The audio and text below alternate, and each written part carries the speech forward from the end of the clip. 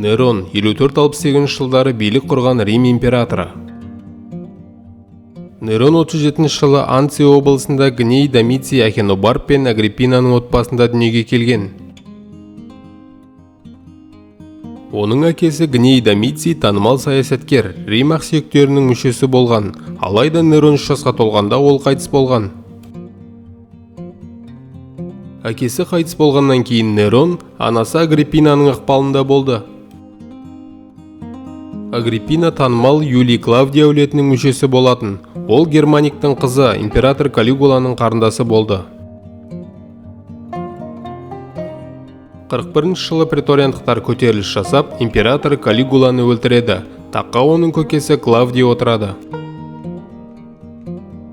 Агриппина ұлының үлкен мәртебе мен билікке ие болуына ұмтылған, амбициялы әйел болатын.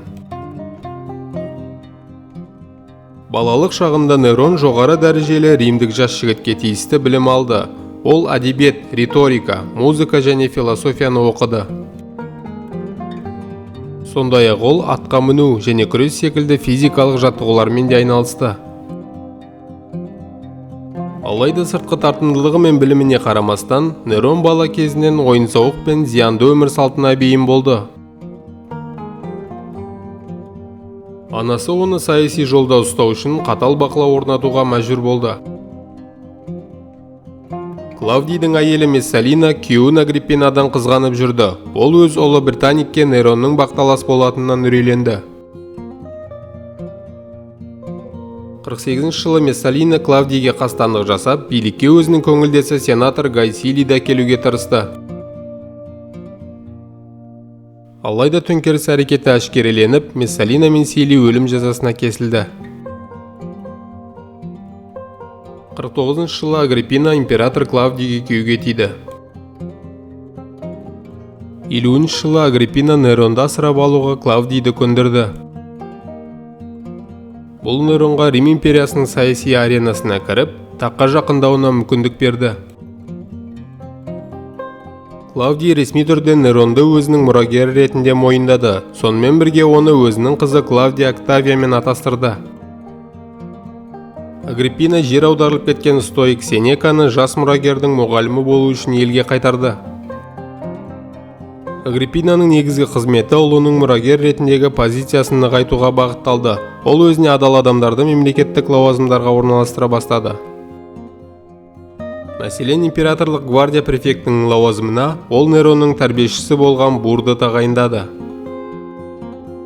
Агриппина Клавдийдің ұлы Британикті барлық билік құқықтарынан айырып сарайдан қуып жіберді. 53 жылы 9 маусымда Нерон Клавдияға үйленеді. Алайда император Агриппинадан көңілі қала бастайды. Ол Британикті қайтадан қасына жақындатып, оны билікке дайындай бастайды. Мұны көрген Агриппина Неронның билікке ие болуының жалғыз мүмкіндігі тез әрекет ету екендігін түсінеді. 54 жылы 13 қазанда Клавдий Агриппина ұсынған саңырауқұлақтарды жеп кенеттен қайтыс болады. Алайда кейбір ежелгі тарихшылар Клавдий табиғи себептерден қайтыс болды деп есептейді. Клавдий қайтыс болған күні преториандықтар Неронды император деп таныды. Нерон, Клавдий, Цезарь, Август, Германик атты 16 жасар жаңа император шексіз билікке ие болды.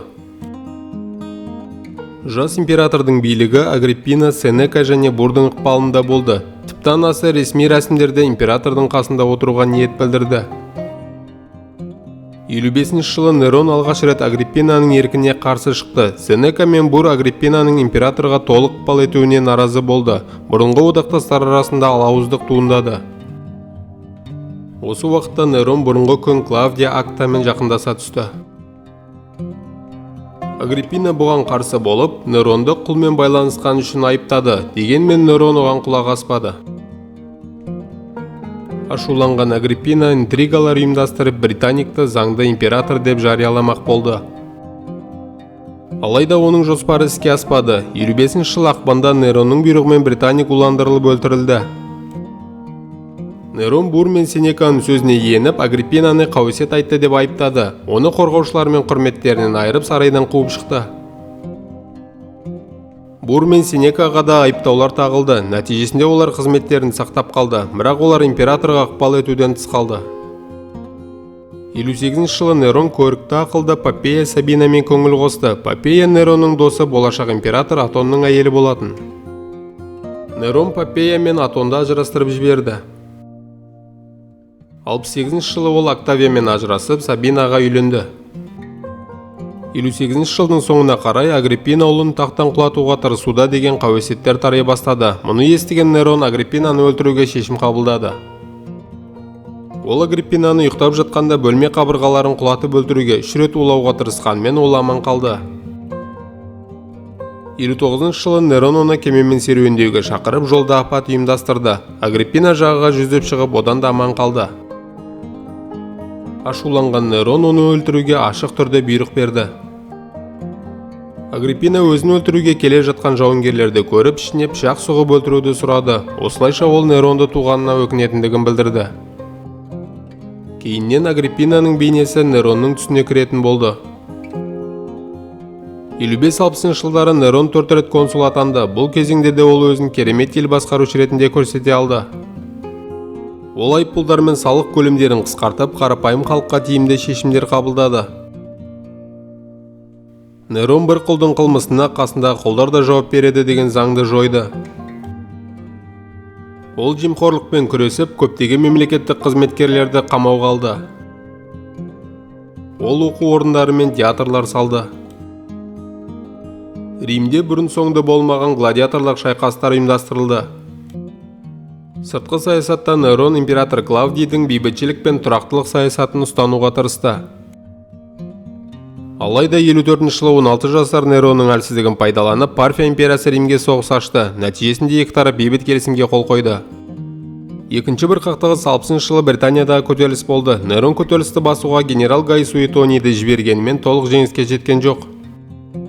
66-70 жылдары Галия ауданында Гай Юлий Цивилис бастаған әскери көтеріліс орын алды. Қақтығыс бірнеше жылға созылып, нәтижесінде Рим әскері аумақты өз бақылауында ұстап қала алды. 60 жылдардың басында Неронның бұрынғы тәрбиешісі Бур қайтыс болғаннан кейін оның мінезі өзгере бастады. Ол жауларының бәріне түрлі айыптар тағып, өлім жазасына кесті.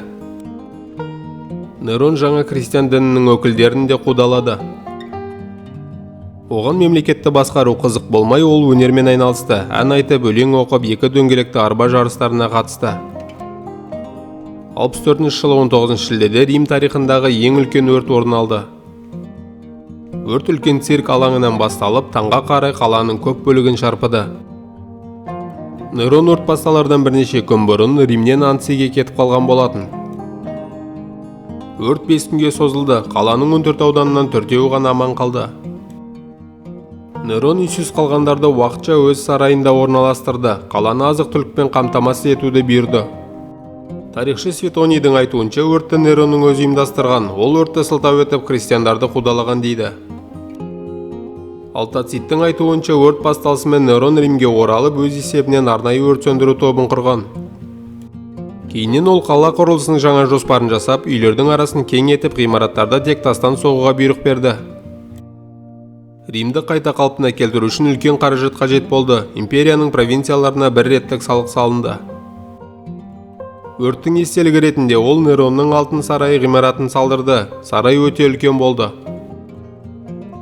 Сарайдың ортасында 35 метрлік Неронның мүсіні тұрғызылды.